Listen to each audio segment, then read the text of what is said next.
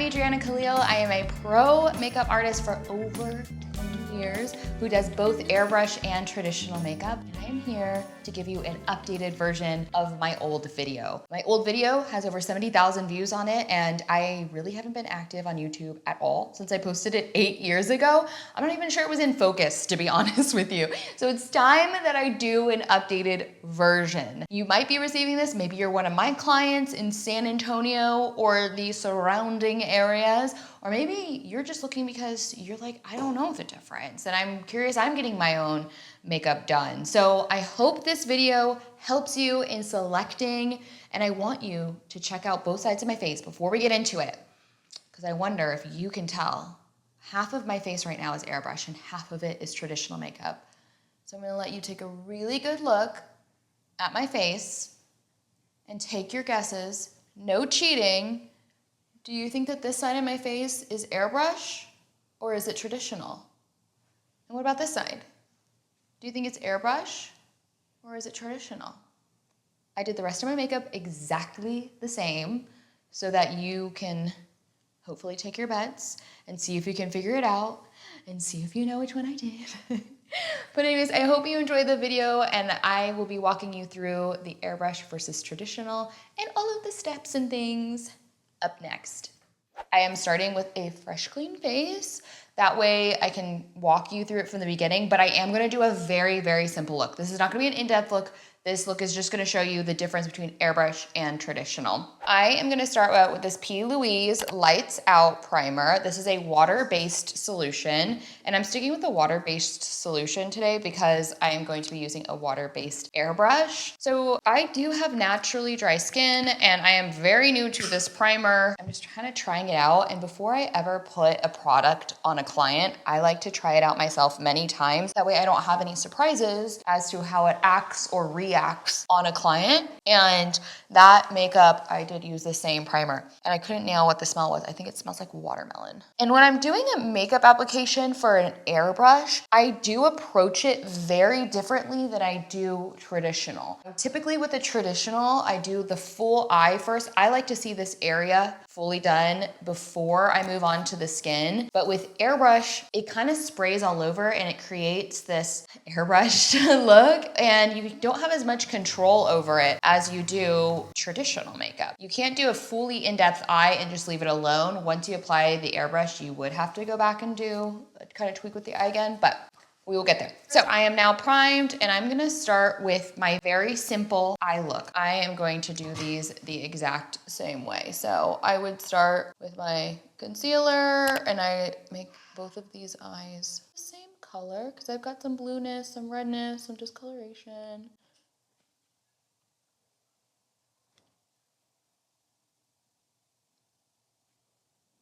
I have had some clients that come to me for makeup lessons as well, and they're like, should I buy an airbrush for at home? And I personally would say no. I wouldn't personally buy an airbrush for your home. I think that airbrush fits a very specific person. I think it fits for certain occasions. I wouldn't do this every single day. I feel like it's something that you have to clean out repeatedly. And although as a makeup artist, I'm cleaning my brushes all the time with my personal kit and my personal foundations, right? So ones I'm not using on my clients, ones that I just use on myself. I'm not washing my foundation brush every single day. Again, for my clients, they're always getting fresh, clean blushes, so.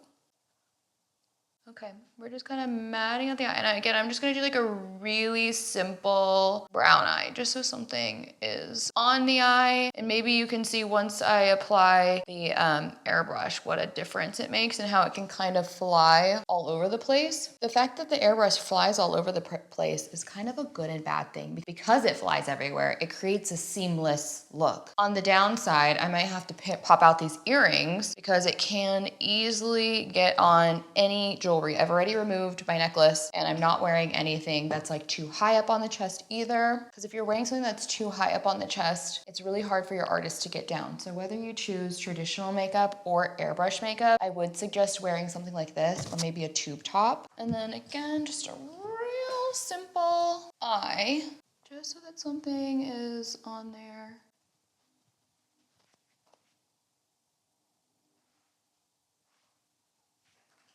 just gonna use my bronzer and do like a really soft bronzy shade.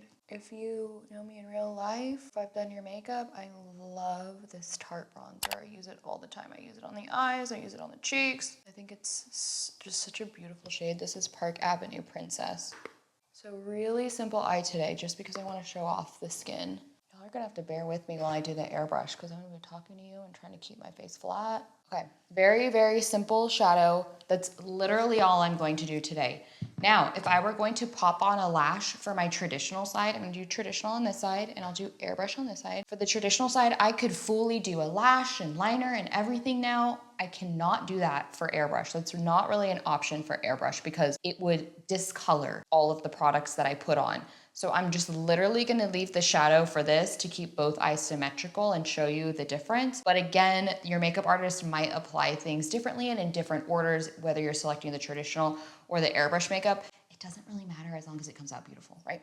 Concealer is gonna be the same whether you do traditional makeup or airbrush makeup. The airbrush flies, remember? So you can't spray right under the eye. You'd be spraying right in there and it would get all cakey and all of the things. For airbrush, it's really important that you keep your face very flat, very relaxed. You do not want to be like smiling and moving or whatever because I want it to lay perfectly. I should mention that as an artist, I am very light-handed compared to other artists. So I'm going to be showing you my method of airbrush application as a light-handed makeup artist. I do know other makeup artists who have a heavier hand, and when they have a heavier hand, they do underpainting. So your artist, whoever you're selecting for your day or that you are looking into that has brought you to this video, they may apply this differently than me if they have a heavier hand. So underpainting is essentially where they do concealer and bronzer and all that in like a traditional form, and then they spray it on top. I do not do that because again, I've got a lighter. I would do the airbrush as a base and then I put the blush and bronzer on top of that. So it kind of depends on who you've hired for your date or your occasion. I'm just kind of fixing some of my little guys sticking out. And the reason I chose to do traditional makeup on this side of my face is because I actually have more breakouts on this side of my face. I will typically tell my clients, if you are super glam or you have a lot to cover, I would go traditional. Traditional is a heavier base, is just gonna cover more than your airbrush is going to do. And my clients that come to me and they typically say things like, oh, I only wear a CC cream, or I only wear this, or I only wear that. I will typically tell them that maybe you wanna try airbrush. You might like it just because it is a lighter feel to it. Concealer is going on. I'm not color correcting or anything today. Again, I'm just keeping this really, really simple so that I can get down to the meat and potatoes for y'all. Kind of blend out the edges. And it's really important with airbrush that I really smooth out those edges because I don't want a weird hatch line or anything. Make sure that everything's nice and smooth. With the traditional foundation, you can kind of go back and blend it later if you wanted to. To just do that now. And I'm putting the actual concealer on top of this, actual concealer on top of that little guy, and little concealer. So for me, when people ask for traditional makeup, as an artist, I typically start my foundations at a medium to full coverage from my traditional. There are artists that do lighter applications and there's ones that just do fuller. It really depends who you have hired to do your makeup. It is a preference. There is a reason why they are called a makeup artist, because there is artistry involved. If you see, I like to liken it to photographers. If you see a photographer that shoots these really bright and white images, and then you approach the photographer and you're like, ooh, but I really want this dark, moody look, then select a dark and moody photographer and do not select the one with the light images. So same thing with makeup. If they're posting all of these looks that tend to look pretty natural, you're probably hiring a natural artist. If they're posting super glam looks, you're probably hiring a glam artist. I do think that with the use of AI now, and so many artists use Facetune on their pictures, which we post a lot of just like raw face phone photos at my salon and my studio. And the reason I do that is because it shows the rawness, it shows the realness, it shows the wrinkles, all of the things, right, that a real person has. Because I think a lot of our clients will come, they're like, oh, I love this picture, I love this simple. and it's like an AI generated photo that she would have had to have like 9 pounds of makeup on in order to achieve. I try to keep things as real as possible. Let's get back on track. So I'm gonna do the airbrush first, and let's talk a little bit about that. For me, I have gone through different phases. I first started with Temp2. I used a Temp2 machine. They are a silicone-based foundation. I wasn't wild about it. I moved to a water-based, and I continue to use water-based foundations. Silicone-based foundations for me were a bit thick, and I didn't like the way that it looked on the skin as much. I didn't feel like I was getting the coverage that I wanted from it. So I switched to a water-based foundation, and right now I'm currently obsessed with Graftobian foundations, which are absolutely amazing. Again, water-based. With airbrush, you have 3 types. You have alcohol-based, water-based, which is probably the most common, and then you have the silicone-based. You also have this little gun if you're doing airbrush. The one that I'm using has an actual cord to it, and it's got a tiny little box. And some of the airbrush machines, like back in the day, I don't know that anybody has these anymore, but back in the day, when I started over 10 years ago, there were these like big giant like airbrush compressors. Like they were like huge that some of the artists still had, but now it shouldn't be that big anymore. What I do, this actually is my shade, but if I don't have the correct shade for, I will like mix and create, which you'll find most artists do. Shake it, and then I will put some into this little container. When I apply airbrush, I really want to keep the face flat, so I'm going to try not to talk as much as this goes on, just because I want it to go on really pretty. And I'm going to do the airbrush first. You're going to see that it's going to kind of fly and go everywhere, and you are going to hear the compressor turned on. So I'm going to try to keep the airbrush on this half of my face without talking too much and trying to see. So wish me luck. When airbrush is applied, it's applied in circular motions like this, not like this, because it will create little like strip lines. Okay, here we go. So I'm now pressing down on the base of the gun, and I cannot see very well, which is gonna make this difficult on me. But I like to start at the neck because I can test the color over here and kind of see how it's starting to lay down. But airbrush is a very light application. So I have a ton of freckles, and you still should be able to see all my freckles shining through at the end of this. And this is great if you would want to like blend out the skin down here and kind of go all over. This is why your artist probably wants you to wear a tube top or a tank top, because then they can really get all over. So hard to see. I'm gonna stop talking now because I'm away from the neck and I don't want it to make my face wrinkly.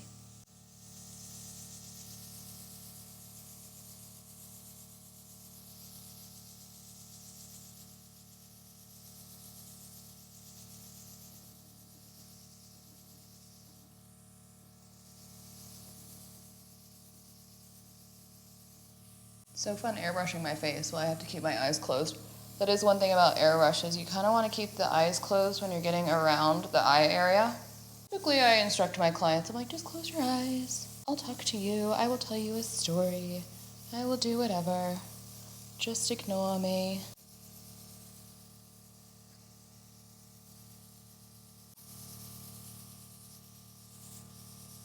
Generally, if I wasn't holding a mirror and holding this at the same time, I would place my hand over the client's hairline and then go like this, because again, the airbrush can go everywhere, so it is possible that it can get in the hairline a bit.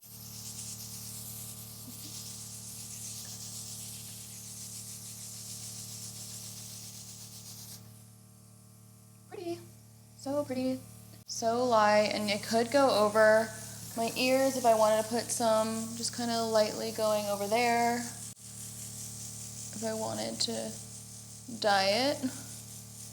I know my ears are a little bit lighter. Okay, you hear that little sound?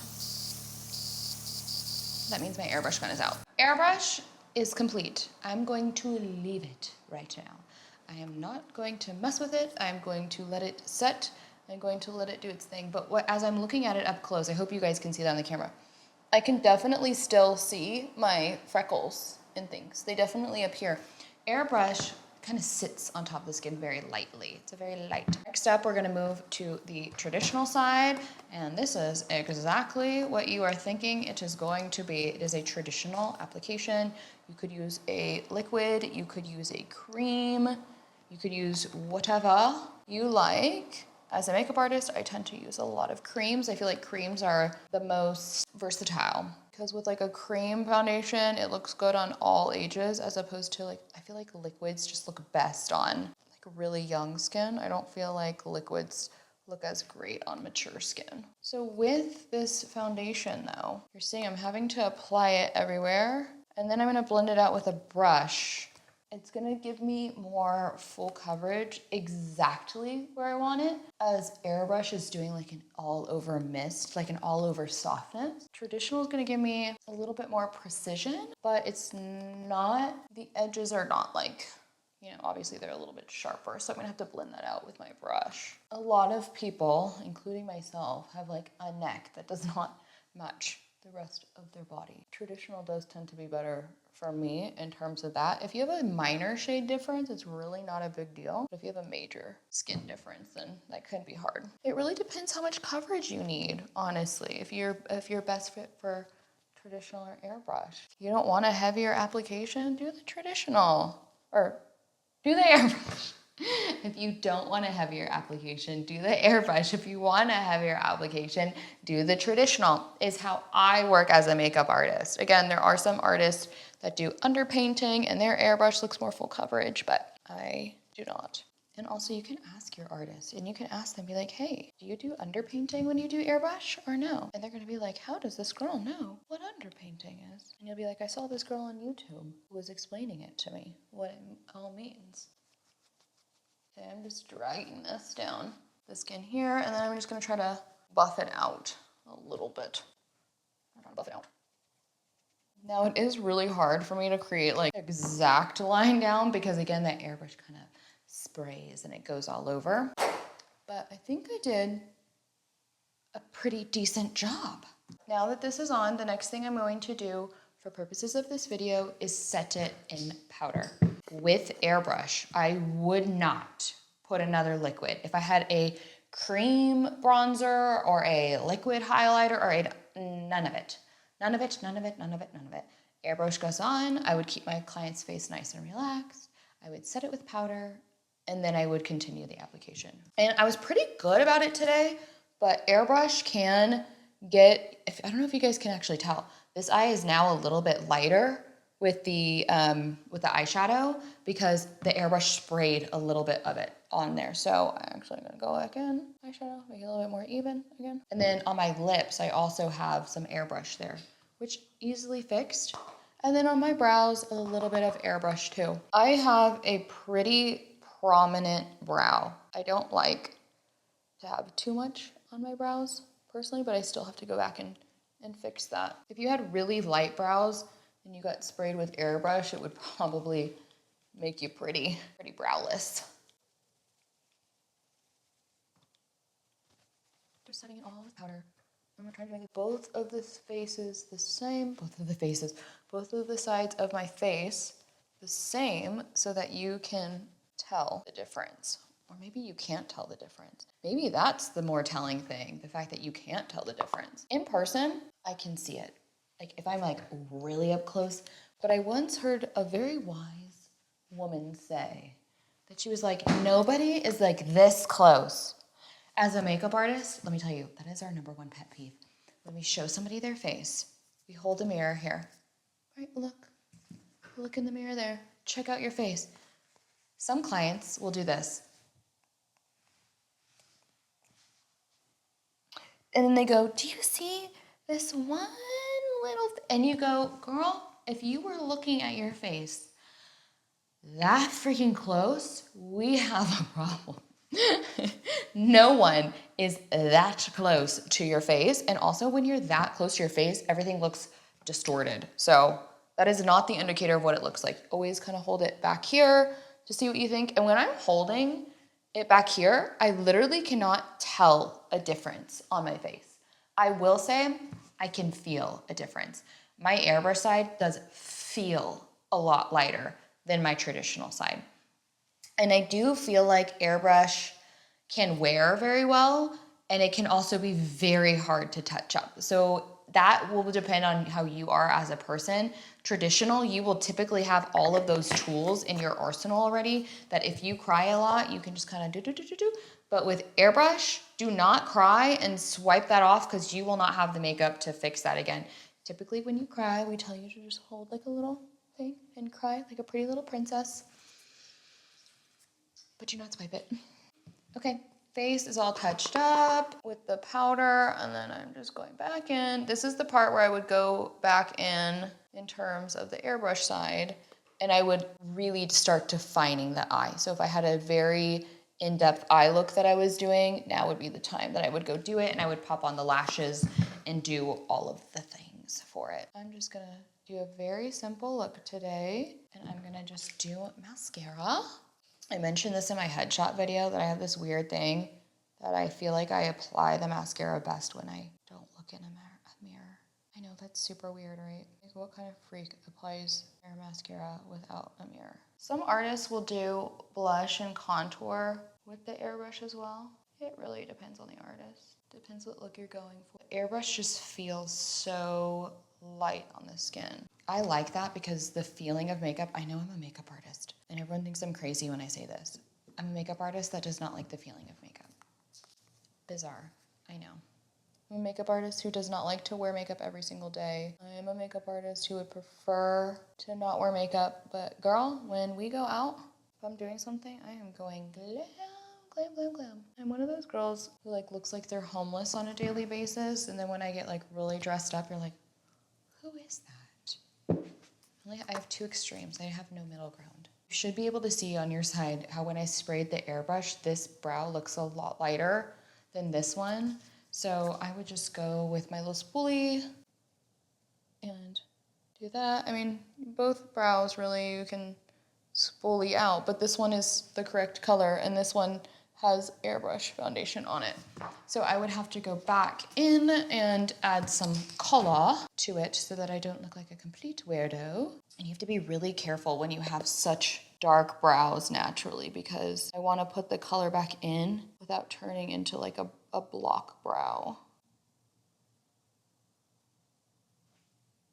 Okay, brows are filled in.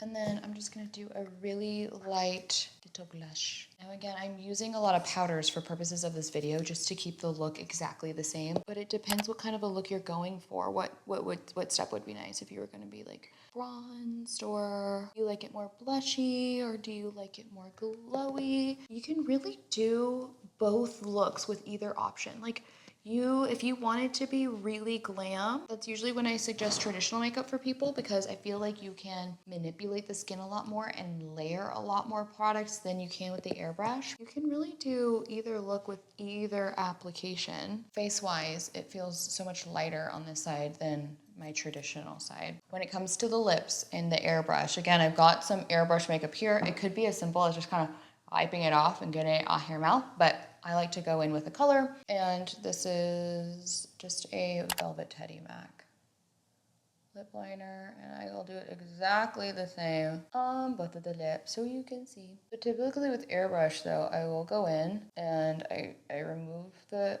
airbrush from the lip, and then I will also put lip liner across the entire lip in their natural lip tone. If they're going for a neutral shade, if they're going for like a berry, then it's gonna for sure cover everything up. But I'll always go back with their natural tone if they're wanting a more natural lip. I hear that all the time from clients. They're like, this is bigger, my eye is bigger, my eyebrow is different, whatever. Everybody is unique. It's very rare that somebody's like symmetrical. Nobody's perfectly symmetrical. Embrace your weirdness. I'm embracing my odd shaped lips and trying to match them as much as possible.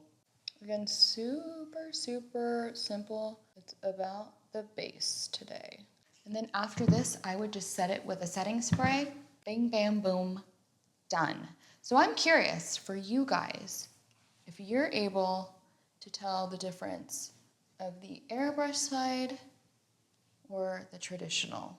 In my studio, we don't expect that your makeup trial is going to go perfect, because It is a trial and error. If you are thinking about airbrush and you think that you might be a good candidate for it, try it out. You're not committed to it for like your wedding day or any other big event. And plus, the fun part about makeup is it's just for one day. It washes it off. You are not committed to this look for forever.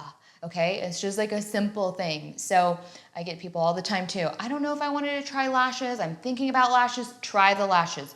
Do a trial. If you are thinking that you're not going to do a trial, you are wrong. You need to do a trial. And for us, we get a ton of out-of-town brides, and I will tell my brides, I'm like, I don't care if you do a trial where you're in your hometown or you do a trial here.